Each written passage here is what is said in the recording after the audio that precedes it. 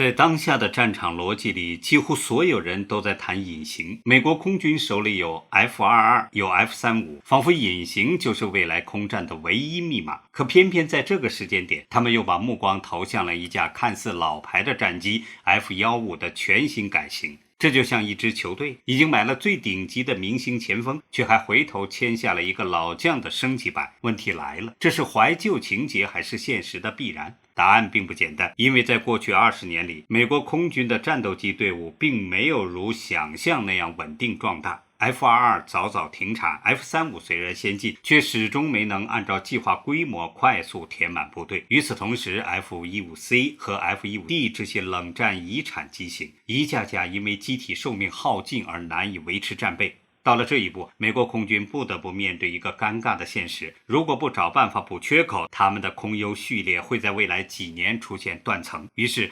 F-151X 鹰2登场了，它并不是要与隐形机抢主角，而是用一种务实的升级去弥补体系的短板。为什么不是重启 F-22？ 为什么不是单靠 F-35？ 为什么最后答案是 F-151X？ 这些问题背后其实藏着美国空军现代化困境的真实逻辑。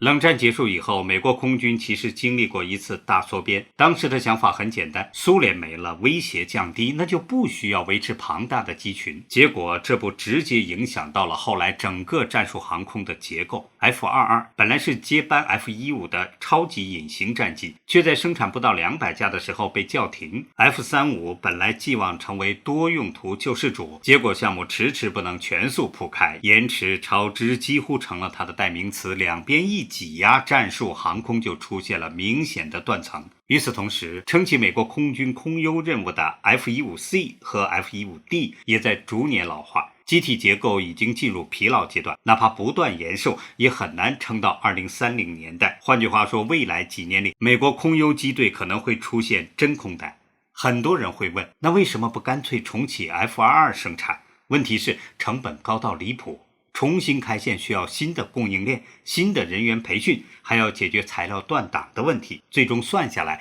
开销巨大，时间也来不及。于是美国空军只能寻找一个更务实的方案，那就是 F-151X。 它的优势不在于完全革新，而在于现成，出口线还在运转，技术已经在沙特、卡特尔等型号上得到验证，美国只要接手就能低成本快速补上战力空缺。其实 F-151X 并不是凭空诞生的，它背后有一条清晰的技术演进路线。波音在出口市场早就积累了经验。2013年，沙特的 F-15SA 首飞，卡塔尔的 F-15QA 也完成了首飞。这两型战机就是所谓先进鹰的代表，他们验证了新的航电、新的飞控系统，也让美方看到了这条老机体还能焕发第二春。到了2018年，美国空军和波音正式坐到桌前，开始讨论所谓的 F-15X 方案。那时候一度有2个方向，单座的 F-15CX 和双座的 F-15EX。但考虑到生产线现状，当时只有双座型还在持续制造，选择 F-15EX 不仅能省下大笔非经常性启动费用，也能最大化利用现有出口线的资源。于是这条路线被定了下来。2021年2月 F-15EX 完成了首次飞行，1个月后，它的首批飞机正式交付美国空军。到了同年4月，美军给它起了一个象征意义极强的名字鹰2。这不仅是技术上的延续，更是一种精神传承，把冷战时期的制空之鹰带进了新时代。2024年，它顺利宣布具备初始作战能力，真正进入战斗序列。说到 F-151X 的核心设计，它虽然保持了经典的外形，但里子几乎是一次大换血。先从结构和平台说起，过去的 F-15机体寿命大概在8000小时级别， EX 直接拉到了2万小时，这意味着可以飞更久，摊薄成本。更重要的是，它换上了数字电传飞控系统，彻底告别老式的电子机械混合控制，不仅操控更精确，还解决了老机型外侧挂架因抖震而长期闲置的问题。如今这些挂点都能重新用起来。再看航电和传感器，进入座舱最直观的变化是一整块巨大的玻璃化屏幕，所谓大区域显示器，相当于把多块小屏拼图换成一块超大触控面板，飞行员和武器系统官的态势感知大幅提升，操作负担也更轻。核心传感器方面配备的是 AN/APG-82V1 有源相控阵雷达，它结合了 F-15和 FA-18的技术优点，性能相当成熟。电子战部分 ，BAE 系统研发的 APAS 可以对来袭威胁进行全方位告警和干扰，在复杂电磁环境下显著提高生存率。再加上军团阿尔斯特被动红外探测系统，即便面对低可观测目标，也能依靠热信号发现踪迹。所有这些都跑在一个开放式任务架构上，软件升级就像给手机换系统，周期快，成本低。武器挂载能力更是它的杀手锏 ，F-151X 的最大外挂能力接近13吨，直接甩开了 F-35这种隐形机。尤其是加装 Amber 导弹挂架后，它最多能带22枚空对空导弹，妥妥的导弹卡车。在对地任务中，它能灵活挂载精确制导弹药，甚至携带加森远程对地导弹或阿尔超高音速武器，成为体系火力的后备军。动力方面，搭载的是2台 F110G1-129发动机，推力强劲，响应速度快，和电传系统结合后，飞行员可以在几乎没有攻角限制的情况下做激烈机动，让这架大块头在空战中依旧能保持很高的灵活性。如果要给它下个基准参数表，成员1至2人，高空最大速度约 2.5 马赫，作战半径1200多公里，外挂和油料总重量超过13吨。数据本身或许并不惊艳，但和它的武器容量、航电系统结合起来，就成了一架既能打又能撑场的多用途平台。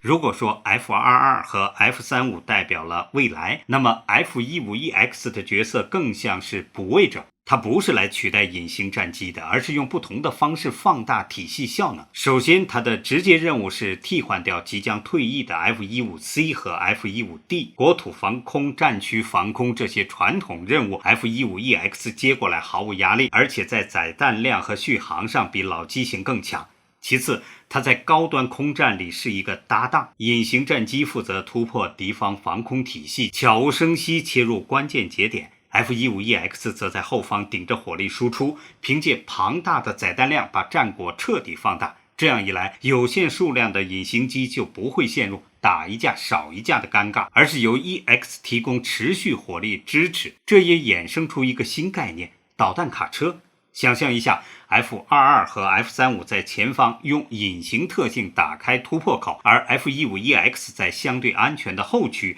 扛着20多枚空空导弹，源源不断地为前方提供火力。它不是要隐形，而是要火力密度。在电子战环境里， F-151X 同样能成为隐形机的保护伞。隐形平台往往需要保持电磁静默，避免暴露。这时 EX 的 APAS 电子战系统可以主动出手，干扰压制敌方雷达，为前方的隐形机清理路障。最后它还有一项潜力角色，未来的有人无人协同母机。 F-151X 保留了双座配置，后座完全可以改成无人机操控台，控制像 XQ-58 这种廉价无人僚机。在危险空域里，无人机充当前置传感器甚至诱饵， EX 则在后方集中火力打击，把风险和成本降到最低。